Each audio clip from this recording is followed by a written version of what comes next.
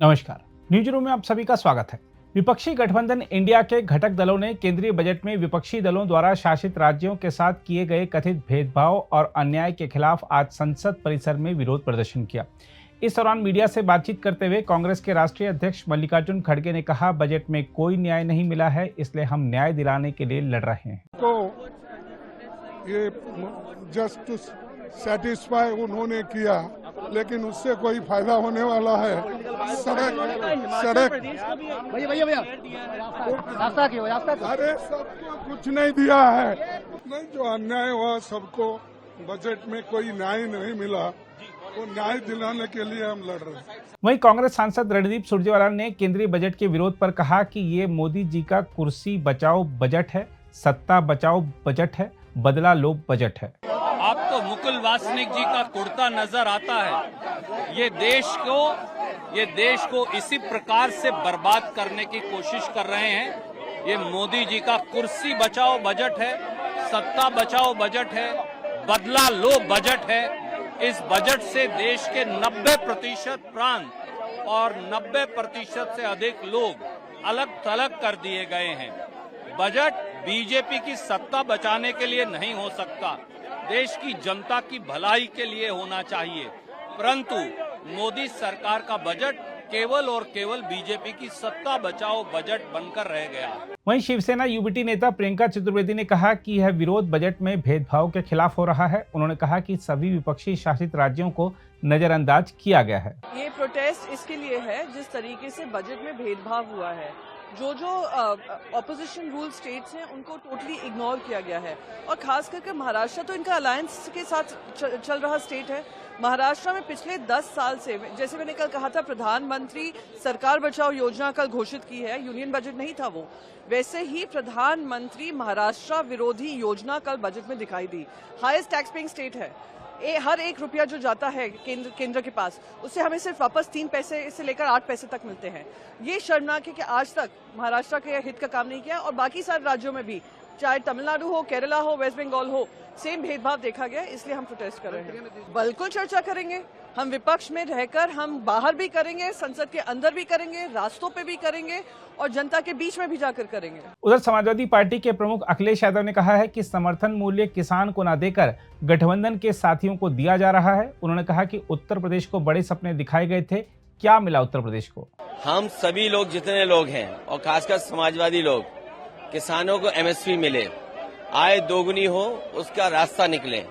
लेकिन इधर देखने को मिल रहा है समर्थन मूल्य किसान को न मिल करके जो अलायंस पार्टनर जो सरकार बचा रहे हैं उन्हें समर्थन मूल्य सरकार दे रही है।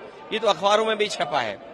आप पहले बेरोजगार करते हैं, बेरोजगारी बढ़ाते हैं, और उसके बाद ऐसी आधी अधूरी नौकरी लाते हैं जिससे किसी नौजवान का भविष्य बनने वाला नहीं है।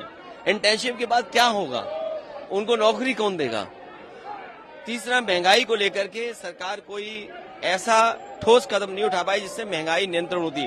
अगर कहीं आपने मिडिल क्लास को कुछ सहूलियत भी दी है तो वो अपनी महंगाई से आप वापस ले रहे हैं।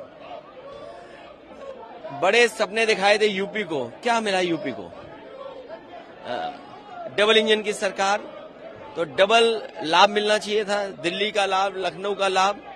लेकिन लगता ये है कि दिल्ली अब लखनऊ की तरफ नहीं देख रही है, या लखनऊ वालों ने दिल्ली वालों को नाराज कर दिया। उसका परिणाम हमें बजट में दिखाई दे रहा है। तो डबल इंजन का क्या फायदा हुआ? बिहार जा रहा है विकास, यूपी को क्यों छोड़ रहे हैं आप? बाढ़ अगर बिहार की रोकनी है तो नेपाल की बाढ़ रोके बिना और यूपी की बाढ़ रोके बिना आप बिहार की बाढ़ कैसे रोकेंगे? तो आपको पहले यूपी की बाढ़ रोकें, नेपाल की बाढ़ रोकें, तो बिहार की बाढ़ अपने आप रुक जाएगी।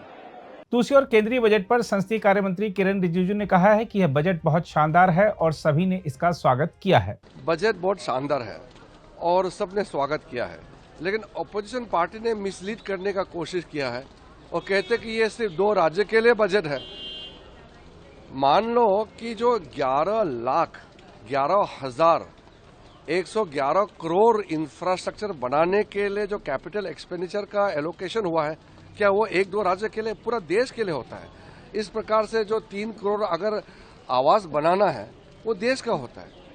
जितना भी इंफ्रास्ट्रक्चर से लेकर के मेडिकल रिलीफ से लेकर के मिडिल क्लास लोगों को रिलैक्सेशन रिलीफ देने का, या किसानों के लिए जो सुविधा दे रहे हैं, या ट्राइबल्स लोगों को अलग से पैकेज दिया है, कई सारा जो कार्यक्रम हुए हैं वो देश भर का होता है।